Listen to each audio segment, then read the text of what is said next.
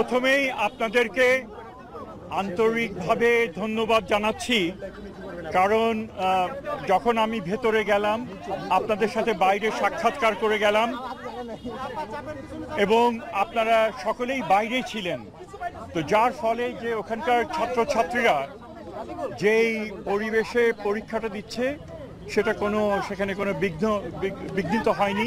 সেজন্য আপনাদেরকে আন্তরিকভাবে আমি ধন্যবাদ জানাচ্ছি যে আপনারা কষ্ট করে এই গরমের মধ্যে বাইরে অপেক্ষা করেছেন, আমরা যতক্ষণ ওখানে ছিলাম।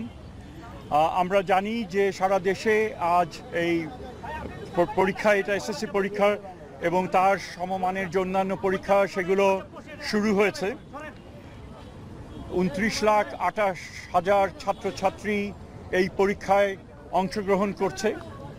3,000-এর কিছু বেশি, এখানে আমরা জানি যে 30,000-এর কিছু বেশি প্রতিষ্ঠানে থেকে তারা পড়াশোনা করে এবং কেন্দ্র হচ্ছে প্রায় 3,815টি কেন্দ্রে এই পরীক্ষা সংগঠিত হচ্ছে। এটা বিশাল এক কর্মযজ্ঞ এবং এটা করতে গিয়ে আমরা নিশ্চিত করতে চেষ্টা করেছি যে ধরনের ব্যত্যয় মাঝে মধ্যে ঘটে যায় সেটা যেন না ঘটে।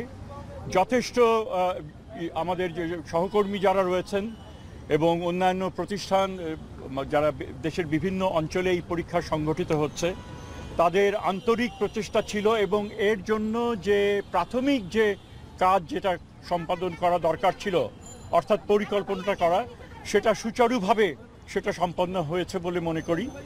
তবে আমরা আশা করি যে এই পরিবেশ বজায় থাকবে পরীক্ষার শেষ দিন পর্যন্ত।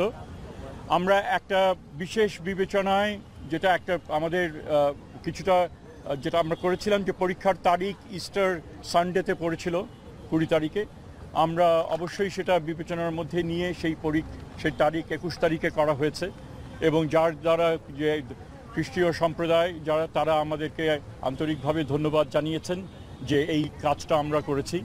সো আমরা বেশি বলার কিছুই নেই, পরীক্ষা তো সবে শুরু, আমাদের পরীক্ষা সবে শুরু এবং যদি সম্পন্ন, আমি এখন শেষ করি নাই, পরীক্ষা সবে শুরু, ছাত্ররাও দিচ্ছে না, আমরাও কিভাবে এটা সম্পাদন করছি সেই পরীক্ষাও শুরু।